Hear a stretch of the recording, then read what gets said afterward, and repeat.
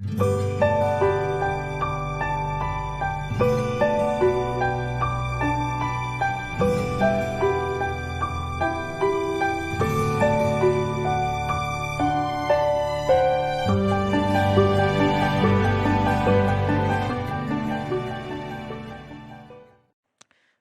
금요기도에 나오신 우리 성도님들 주님의 이름으로 환영합니다. 우리 서로 또 바라보시면서 오늘 이렇게 인사하셨으면 좋겠어요. 샬롬 사랑합니다 인사하시지요. 샬롬 사랑합니다. 사랑합니다 말 들으시면 참 좋으시지요. 우리 자주 집 안에서도 자주 하시고 교회에서도 자주 나누셨으면 좋겠습니다. 함께 보실 말씀은 사도행전 2장 5절에서 11절까지의 말씀입니다. 제가 가진 성경으로는 신약성경 188페이지에 있습니다. 사도행전 2장 5절에서 11절 말씀, 저와 한 절씩 교독하시겠습니다. 2장 5절입니다.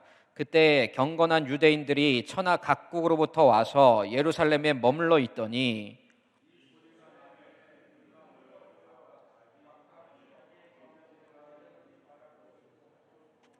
다 놀라 신기하게 이르되 보라, 이 말하는 사람들이 다 갈릴리 사람이 아니냐.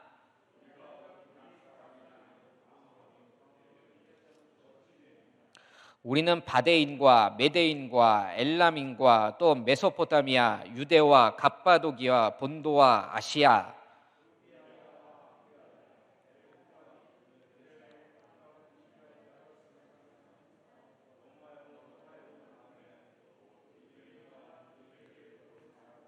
함께 읽겠습니다. 그레데인과 아라비아인들이라 우리가 다 우리의 각 언어로 하나님의 큰 일을 말함을 듣는도다 하고. 아멘. 오늘 우리가 함께 보시는 사도행전 2장은 기독교 역사에서 매우 중요한 두 가지 장면이 겹치는 현장입니다. 첫 번째는 성령 강림의 사건이 그려져 있습니다. 사도행전 2장에 기록된 성령 강림의 사건은 기존의 성경이 말하고 있는 평범한 그런 성령 강림과는 구별이 됩니다. 이 성령 강림은 요한복음에서 예수님이 예언하셨던 그 보혜사, 그 성령님께서 이제 그 백성들 가운데 내주하시기 위하여 오신 특별한 사건인 것입니다. 이제 한번 오신 성령님은 절대 떠나가지 아니하시고 영원히 그 백성과 함께 하시는 것이죠. 이런 의미에서 사도행전 2장에 기록된 성령 강림은 특별한 이전과는 다른 강림이다, 이렇게 말씀을 드릴 수가 있습니다. 구약에서만 하더라도 성령의 내주하심은 일시적인 내주하심이었습니다. 하나님의 역사를 이루어야 할 그 타이밍에 임재하셔서 그 뜻을 이루신 후에는 이제 내주하시지 않으셨지요. 언제든 하나님께서는 그 성령을 다시 거두어 가시기도 하셨어요. 시편 51편 11절을 보시면 다윗이 이런 간구의 기도를 드립니다. 나를 주 앞에서 쫓아내지 마시며 주의 성령을 내게서 거두지 마소서. 아무리 하나님의 백성이라고 하더라도 죄악 가운데 거하던 자에게는 성령이 함께 거하시지 않으셨습니다. 그러나 이 사도행전 2장의 사건을 기점으로 성령이 내주하시는 방식이 완전히 변했습니다. 이 이후로는 성령이 마음껏 우리 안에 내주하시면서 우리를 인도하시고 책망하시고 도우십니다. 가라 해도 절대로 안 가십니다. 성경은 이 성령에 대하여 말하기를 그리스도의 영이다, 이렇게 표현을 하고 있습니다. 우리가 성령장으로 잘 알고 있는 로마서 8장의 9절을 보시면 누구든지 그리스도의 영이 없으면 그리스도의 사람이 아니라, 성령을 뭐라고 표현합니까? 그리스도의 영이다 말씀하십니다. 그러므로 성령이 내주하신다라는 말은 다른 말로 하면은 그리스도의 영이 내주하신다, 그리스도의 영이 함께 하신다라고 표현할 수가 있는 것입니다.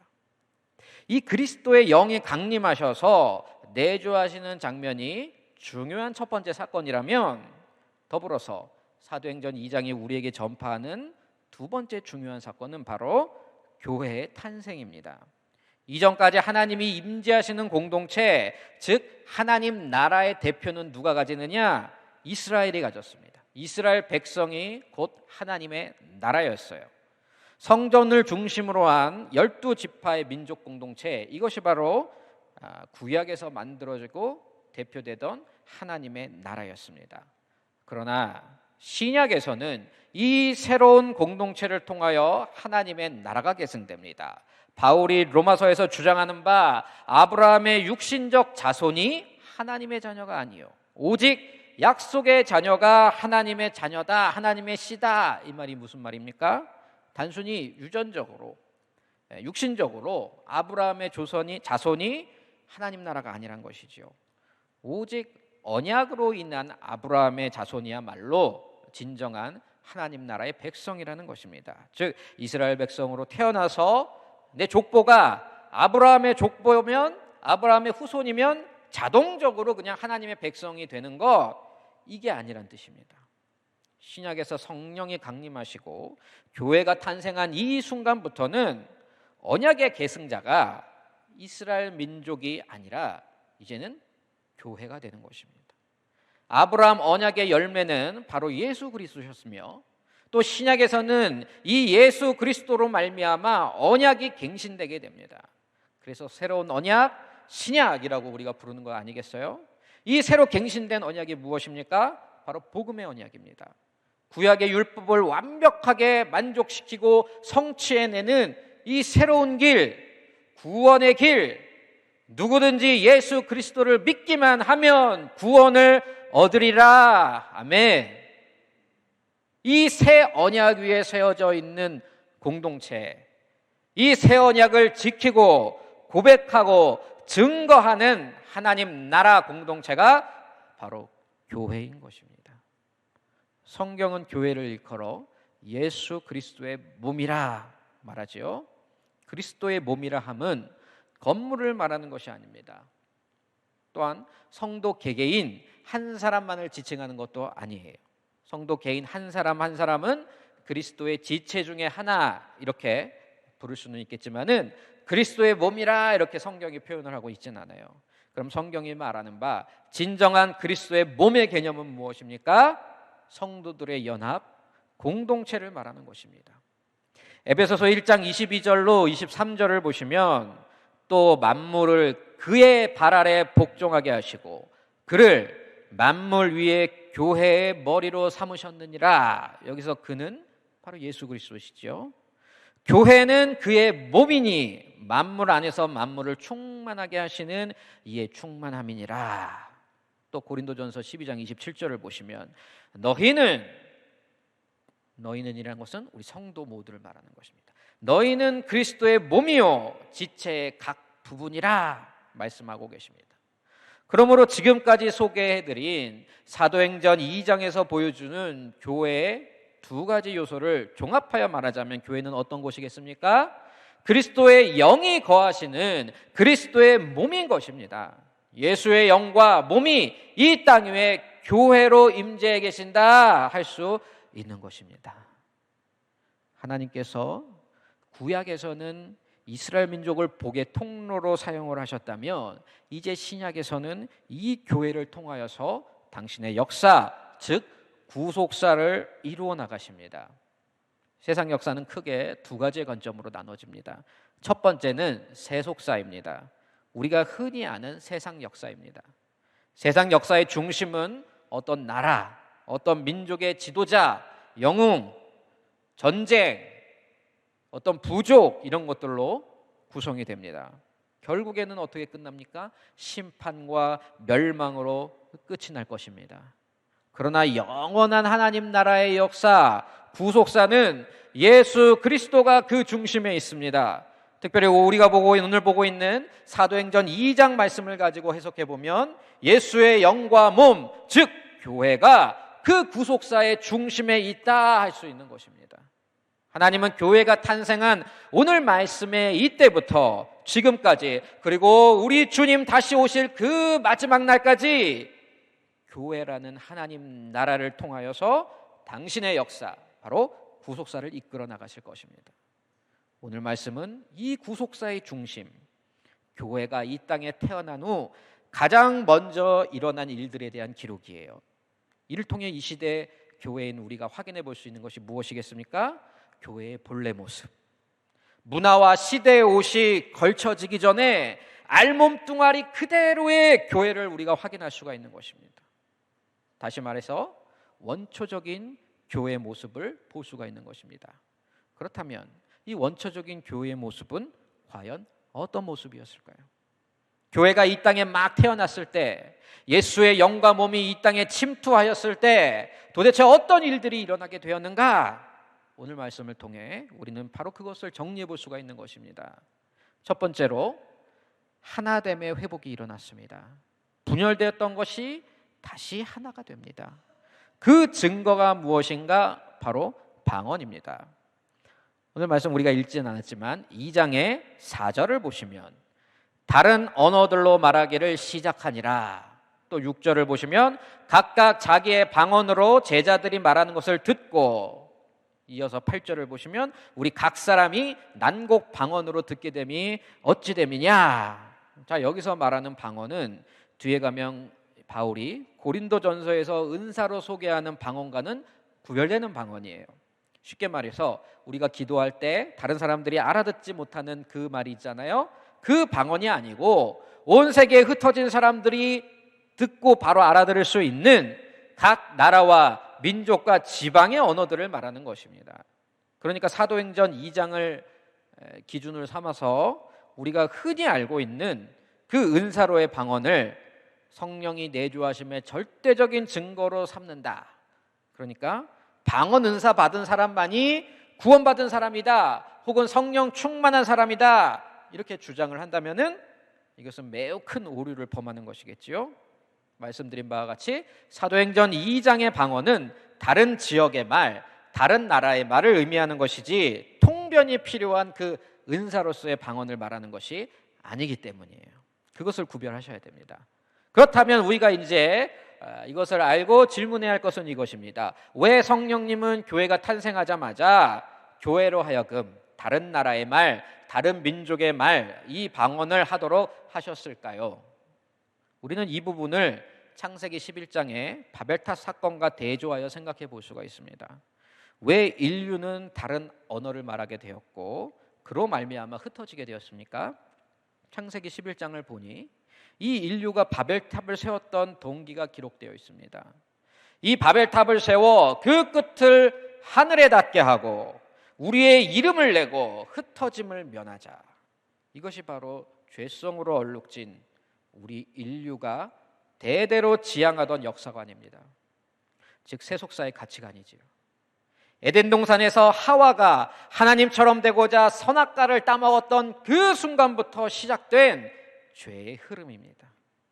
우리가 하나님처럼 되어보자, 우리가 하나님 없이 한번 행복해 보자, 온 세상에 우리의 이름을 내고 권력을 갖고 인기를 얻고 부와 명예를 취하여서 온 세상 사람들이 이곳으로 모여들어 우리를 경배하고 찬송하고 칭찬하게 하자.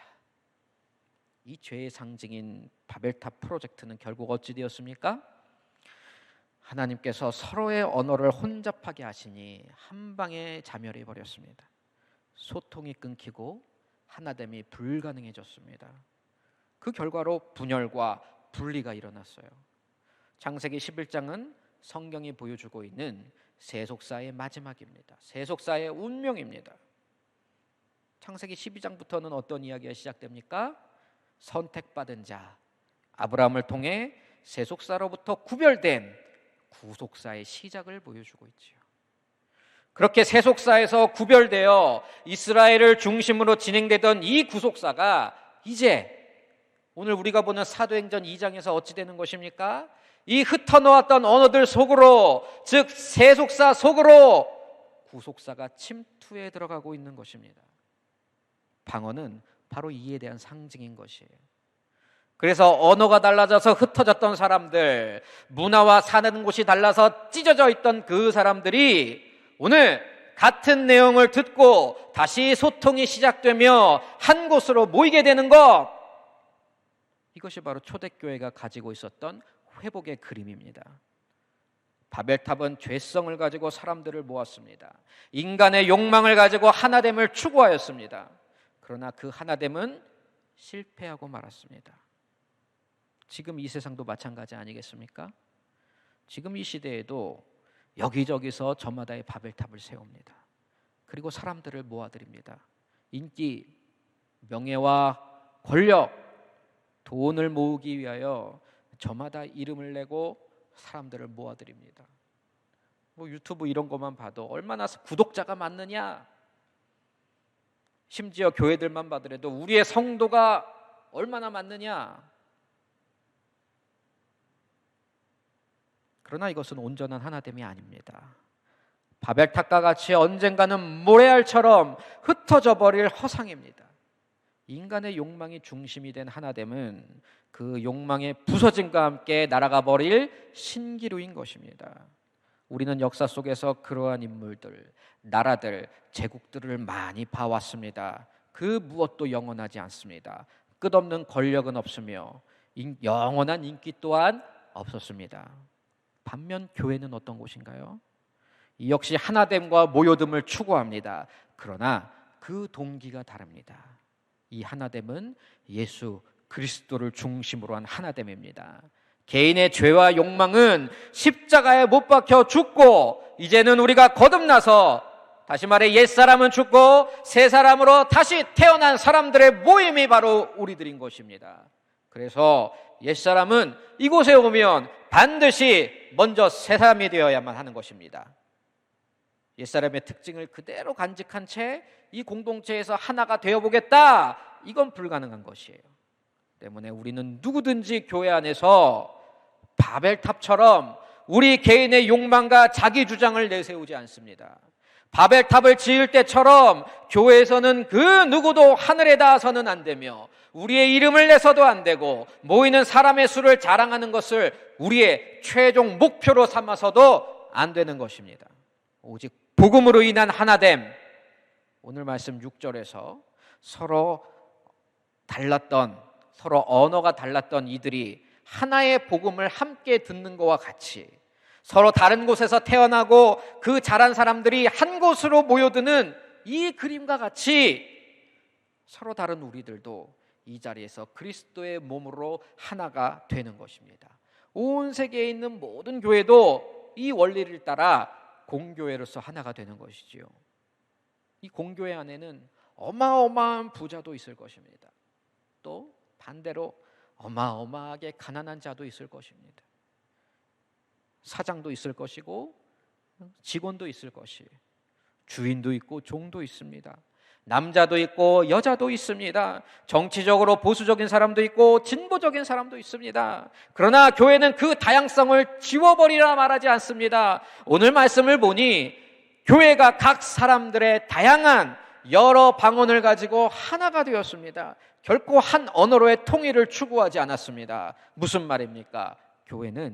교회의 하나됨은 각 사람의 개성, 문화, 다양성을 존중하면서 하나가 되는 것입니다. 복음을 중심으로, 예수 그리스도를 중심으로, 바른 신앙 고백과 복음의 증거를 중심으로 다양한 이들이 한 몸을 이루게 되는 것이 바로 교회입니다.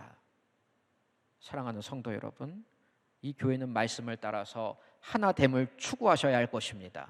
그러나 이 하나됨은 각자의 개성을 지워버리는 일치가 아닙니다. 오히려 그 반대로 우리 모두가 각자가 나의 옛사람이 이미 십자가에 못 박혀 죽은 그런 자들로서 내 것을 부인하고 서로가 서로의 개성을 다 존중해 줄 수 있는 그런 하나됨이 되어야만 할 것입니다.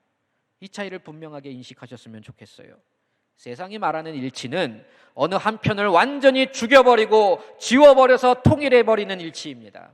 그러나 교회가 가진 일치는 예수 그리스도를 중심으로 죄를 제외한 모든 것을 살리고 유지하고 성장시켜가는 하나됨입니다. 생명력과 에너지와 은사의 다양성이 살아 넘치는 그런 하나됨이 바로 교회의 하나됨인 것입니다. 이 공동체에 속한 모든 성도님들이 이러한 비전을 가슴에 품으시고 하나님 앞에서 온전한 하나됨을 회복하는 그리스도의 몸 되시기를 주님의 이름으로 축원합니다. 교회가 이 땅에 세워졌을 때 일어난 일, 그 두 번째는 복음이 천하 만국에 전파되었습니다. 9절로 11절을 한번 눈으로 보실까요? 제가 다시 한번 읽어드릴게요.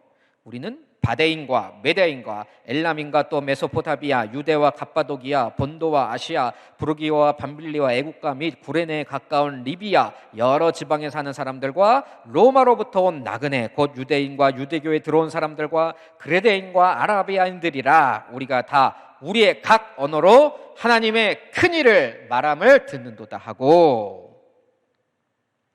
이 구절을 통하여 우리가 알 수 있는 점이 무엇일까요? 사도행전을 쓴 누가가 철저하게 초점을 방언 그 자체에 맞춘 거 있지 않다는 것이에요. 오히려 방언의 목적에 맞추고 있다는 것을 알 수 있습니다. 다시 말하자면 사도행전 2장이 초점을 맞추고 있는 것은 제자들에게 성령이 강림하였을 때 제자들이 방언을 말하더라, 그 현상 자체를 강조하는 것이 아닙니다. 오히려 초점은 방언의 목적, 왜 방언을 주셨는가에 있습니다. 성령님이 제자들에게 방언을 주셔서 방언을 하게 하셔서 그 말을 지금 누가 듣도록 하셨습니까? 온 열방의 사람들. 여기에 기록된 9절로 11절에 기록된 이 지역들은 당시 사람들이 인지하는 범위 안에서, 알고 있는 범위 안에서 전 세계를 아우르는 지역 소개입니다.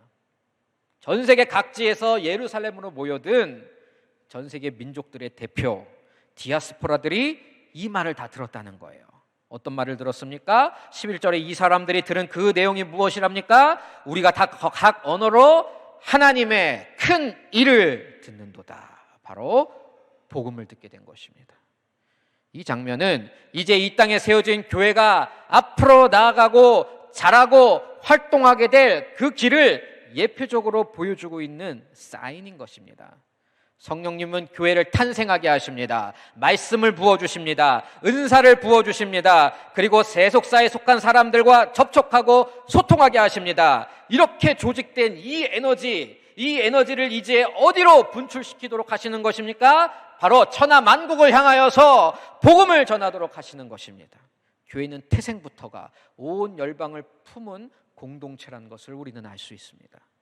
우리는 이것을 반드시 기억해야 할 것입니다.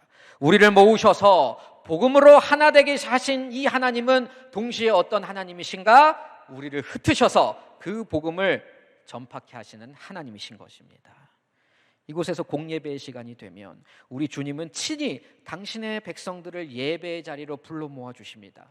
우리는 예배를 통하여서 그분의 몸의 지체임을 재확인합니다. 우리가 비록 자라온 문화, 배경, 직업, 재산 다 서로 다르더라도 그 예배 안에서만큼은 동일한 신앙 고백으로 우리가 하나가 됩니다. 그러나 그것으로 우리의 할 일이 모두 다 끝난 것이 아닙니다. 교회의 사명을 다 이룬 것이 아닙니다. 예배가 다 마쳐진 후에는 이제 세상을 향하여 각자에게 주어진 복음 전파의 자리들을 향하여 나아가야 하는 것입니다. 이 흩어짐은 바벨탑의 흩어짐과는 구별됩니다. 바벨에서의 흩어짐은 죄로 인한 심판의 결과였습니다. 그러나 교회, 성도들의 흩어짐은 은혜로 인한 축복의 결과입니다. 복음이라는 지상의 복을 이 가슴에 품고 이제 세속사 속으로 침투해 들어가는 구속사의 씨앗들인 것입니다. 그러므로 사랑하는 성도 여러분, 우리는 말씀 속에서 나누었던 그 원초적인 교회의 역할, 이 두 가지를 꼭 기억하시고 명심하셔야 할 것입니다. 첫 번째는 열방의 각 사람이 복음으로 모여 하나됨, 이것이 교회입니다. 그리고 두 번째는 열방의 각 사람에게 복음을 흩어 전파함, 이것이 두 번째입니다. 이 둘은 마치 사람의 날숨, 들숨, 날숨과 같습니다. 들숨, 날숨은 둘이 유기적으로 연합하여 생명의 호흡을 만들어냅니다. 마찬가지로 교회의 모임과 흩어짐은 들숨, 날숨과 같이 교회의 호흡을 만들어내는 것입니다. 모든 생명이 호흡을 통하여서 그 생명을 유지시키듯이 예수의 몸인 교회 또한 바른 모임 그리고 바른 흩어짐을 통하여서 그 생명력이 유지되는 것입니다. 교회로의 모임, 예배드림, 성례에 참여함은 마치 들숨과 같습니다. 구심적인 에너지, 안으로 모여 에너지를 발생합니다. 그러나 이 구심적 에너지는 모이는 그 자체만을 목적으로 하는 것이 아니지요. 이제 앞으로 다가올 날숨, 흩어짐을 위한 모임인 것입니다. 날숨을 준비하는 것입니다. 복음의 에너지가 가정과 직장과 학교, 삶의 모든 자리를 향해 뻗어 나가도록 해야 하는 것이에요. 반면 세상으로 파송됨, 나아가 복음을 전하는 삶은 마치 날숨과 같은 원심적 에너지, 바깥으로 흩어지는 에너지를 가집니다. 그러나 이 역시 그 목적이 흩어짐 그 자체에 있는 것이 아니지요. 날숨을 쉬는 것은 동시에 들숨을 예비하는 일입니다. 즉 다시 모임을 위한 흩어짐입니다. 때문에 교회에게 있어서 예배와 선교 혹은 예배와 전도는 분리된 것이 아니에요. 예배는 선교의 동력입니다. 그리고 선교의 목적은 예배입니다. 둘 중 하나만 우리가 취사 선택할 수 없습니다. 이 둘은 들숨과 날숨의 관계입니다. 한쪽만 쉬어대 보십시오. 들숨만 쉬어대 보시든지 날숨만 쉬어대 보십시오. 호흡을 할 수가 없습니다. 건강한 호흡이란 균형을 갖춘 이 들숨과 날숨이 서로 유기적으로 서로에게 에너지를 공급하며 작용하는 호흡입니다. 그래서 이렇게 말할 수가 있어요. 탁월한 예배자는 분명하게 탁월한 전도자가 되어 세상에 들어갑니다. 그리고 탁월한 전도자는 또한 분명하게 탁월한 예배자가 되어 교회로 모입니다. 이 치앙마이 중앙교회가 이러한 건강한 균형을 갖춘 그리스도의 몸이 되시기를 소망합니다. 교회에 모이셨을 때는 탁월한 예배자들로서 각자 다양한 은사를 우리가 가졌지만 오직 예수 그리스도만을 중심으로 온전한 하나를 이루시며 세상으로 흩어져 나갔을 때는 탁월한 전도자들로서 세속사에 속한 이들에게 그들이 알아들을 수 있는 언어와 문화와 간섭의 그 겉옷을 입고 하나님의 큰일을 전파하시는 그러한 생명력, 운동력으로 늘 충만한 공동체, 저 초대교회의 원초적인 호흡을 따라서 숨을 쉬며 성령으로 역사하는 그런 공동체, 모이면 예배와 기도, 흩어지면 전도와 선교, 이러한 모습의 공동체가 바로 이 치앙마이 중앙교회 공동체 또 성도님들이 되시기를 주님의 이름으로 축원합니다. 함께 기도하시겠습니다.